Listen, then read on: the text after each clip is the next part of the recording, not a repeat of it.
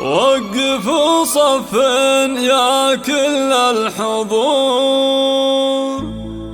لأقبلت بنت الكرم بدر البدور.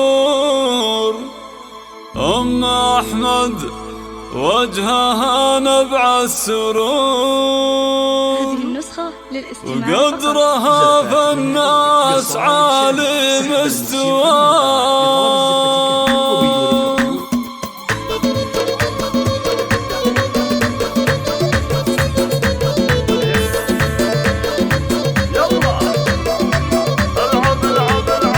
وقفوا صفا يا كل الحضور، لأقبلت بنت الكرم بدر البدور. أم أحمد وجهها نبع السرور، قدرها فالناس عالي مستواه. نادرة تمشي على انغام الدفوف، مذهلة بوصافها منه يشوف. يوم فرحة بنتها البهجة تطوف، بيننا والسعد من كل اتجاه. هذه نسرين دوم آية في الجمال والدلع والذوق ووصف الدلال. العروس الفارقة في كل حال، زينها طابت فهيم الحياة. زاهية بأخلاقها بين البشر، فايقة في كل شيء بالمختصر. واشهد النسرين مصدر للفخر، صيتها عبر الزمن خالد صدى. بنت ابوها علي قدر ومقام، الكفو عبد العزيز بن الكرام. ما توفي حقها وصف الكلام، للعلا والمجد تمضي به خطى. في خواتها انتشت كل الجزال، هذه ميعاد طبعها مضرب مثال. قالي اللي زانه الله بالخصال، قدرهم بقلوبنا زايد الله. واحمد النشمي وله طبع فريد، عن مواقف الشهامة ما يحيد. هو ذخرها دم والاخ الوحيد، عن دروب المرجلة ما هو يحيد. والنعم باهل الكرم اخوالها،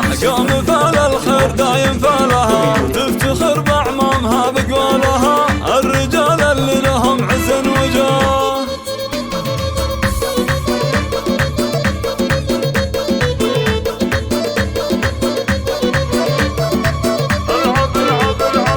وقفوا صفا يا كل الحضور، لأقبلت بنت الكرم بدر البدور. أم أحمد وجهها نبع السرور، قدرها فالناس عالي مستواه. نادرة تمشي على انغام الدفوف، مذهلة بوصافها منه يشوف. يوم فرحة بنتها البهجة تطوف، بيننا والسعد من كل اتجاه. هذه نسرين دوم آية في الجمال والدلع والذوق ووصف الدلال. العروس الفارقة في كل حال، زينها طابت فهيم الحياة. زاهية بأخلاقها بين البشر، فايقة في كل شيء بالمختصر. واشهد النسرين مصدر للفخر، صيتها عبر الزمن خالد صدى. بنت ابوها علي قدر ومقام، الكفو عبد العزيز بن الكرام. ما توفي حقها وصف الكلام، للعلا والمجد تمضي به خطى. في خواتها انتشت كل الجزال، هذه ميعاد طبعها مضرب مثال. قالي اللي زانه الله بالخصال، قدرهم بقلوبنا زايد الله. واحمد النشمي وله طبع فريد، عن مواقف الشهامة ما يحيد.